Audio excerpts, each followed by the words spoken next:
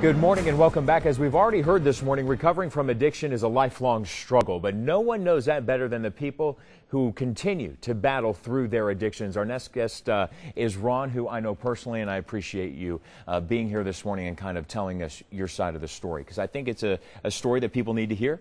And oftentimes when we talk about prescription drugs and addiction, a lot of people kind of get scared of it. They don't like to talk about it. You were how many years sober from alcohol before you ended up relapsing on prescription drugs? 3.5 years. 3.5 years. How long have you been sober now? I've been clean since the prescriptions, 12 years. 12 and a half years. When you first got help with your battle with alcoholism, did you ever look at prescription drugs as a big no-no? Did you ever worry about that could be your relapse? No, I never thought about that. I didn't have a problem with prescription drugs. I didn't take anything at the time. It just never was a thought. No, it's okay. No, it's okay. What was it like? What was it like when you're sitting there and you've got the years sober, right? What ended up with your relapse? Did you go to the hospital? What were the circumstances what happened was around I was 3.5 years sober. I was doing really good. I had a great life going, and all of a sudden, I had an emergency appendectomy. I was rushed to the hospital. And at the emergency room, they put Demerol and morphine into me. And what I believe happened, and from what I know about addiction, what I believe happened is that set off a craving inside me to want more pain medicine, more. Let me get out of this kind of drugs. And so from that point, after I got out of the hospital, after the surgery, I got out of the hospital, and they gave me Percocet or some form of that to go home on. And when I was done with what they gave me, the craving had been set up and I looked for more. The first stop was the dentist. I started going to the dentist and what would you tell the dentist? Well, I even fooled myself. I really believed I had, and I did have some dental problems, but I found out later on by experience that those same pains that I was having could be taken care of with Tylenol. After I stopped using the pain medication, I started taking Tylenol for the pain, and it took care of it. So you start going to the dentist. What drugs were you asking for? Well, I didn't really ask for anything. I just went in and he just automatically gave me Percocet for dental surgery. And then from that point on, I just would call and ask for more, and he would give it to me. I think the biggest problem with, at least for me, the biggest problem is how easy it is to just ask for something and get it. The other thing that, I definitely believe is that,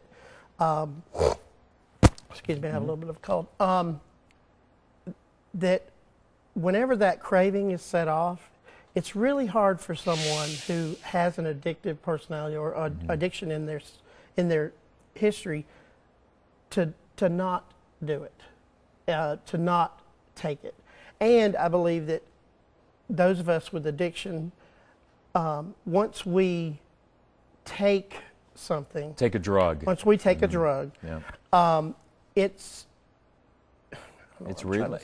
just triggers it. It takes you back to kind of where you maybe were before. My question to you, did you ever tell your doctor when you went in for surgery that you were an alcoholic? At the emergency room, room. No, but before the surgery, yes. Do you think the doctors at the ER may not have given you certain drugs had you told them you were, aftercare drugs? Do you think that maybe since you'd already gotten the drugs, did you try and manipulate the situation? I think I did try to manipulate the dentist. I don't think I manipulated the situation with the appendectomy or the doctors. I think when you go into an emergency room, they're just going to get you out of pain because they see what severe pain you're in. But something has to kind of happen in between that where you cut off you stop the craving and you stop this. I don't know what, but how long did you use prescription drugs for? I only used it for a few months. Luckily, I saw the problem. I was in recovery at the time. Like I said, I had 3.5 years. So you were in recovery while you were using the prescription drugs. Yes, I was in recovery. Were you sort of almost trying to convince yourself? Oh, I've completely and fool yourself like, hey, listen, I had surgery and I have this pain and this is okay as long as I'm not drinking. Yeah. This is okay. I even went to people and talked about it, and thought I was doing the right thing, and completely fooled myself that that I had another problem. What do you tell? What do you tell somebody else that you meet in recovery, somebody who may be abusing prescription drugs? What do you kind of tell that person through your life struggles and what you kind of dealt with through this? I just tell them that it's, they're on a very slippery slope. In recovery, there's almost like some people that say don't ever take prescription drugs, some people that say, take them if you need them, but only take them as required. And in my experience, in the beginning, I was taking them exactly as required, as prescribed. I was doing everything right. But then suddenly, but that craving was set up. It was I wanted more, and I got more. Isn't it frightening to kind of look back and see how there's just a moment there that even with the 3.5 years that you had in recovery, that a moment like that, suddenly you were hooked. Yeah, it is frightening.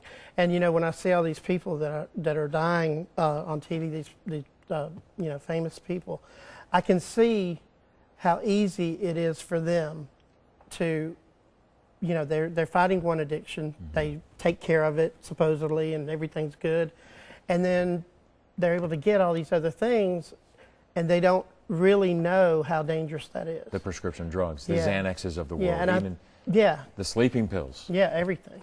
I mean, and you even had an issue with sleeping pills. Yeah, I took Ambien for a little while. I can remember getting up.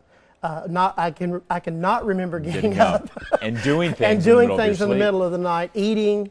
One time I did get behind the wheel of the car. Do you see a lot of abuse of prescription drugs in recovery?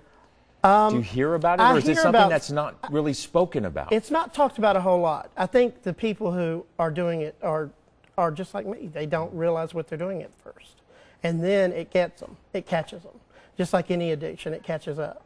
Yeah. So I think it takes luck. I was very lucky that I just figured out that something was going on, and I needed to stop. And I got a lot of support to do that. But when you're out there and and you're in the middle of it, it's kind of catches you. All right, Ron, thank you. You're welcome. For sharing your story. Appreciate it. And hopefully somebody out there can kind of take your example and take your story. All right, very good. Stay with us. We'll be right back to wrap up the show.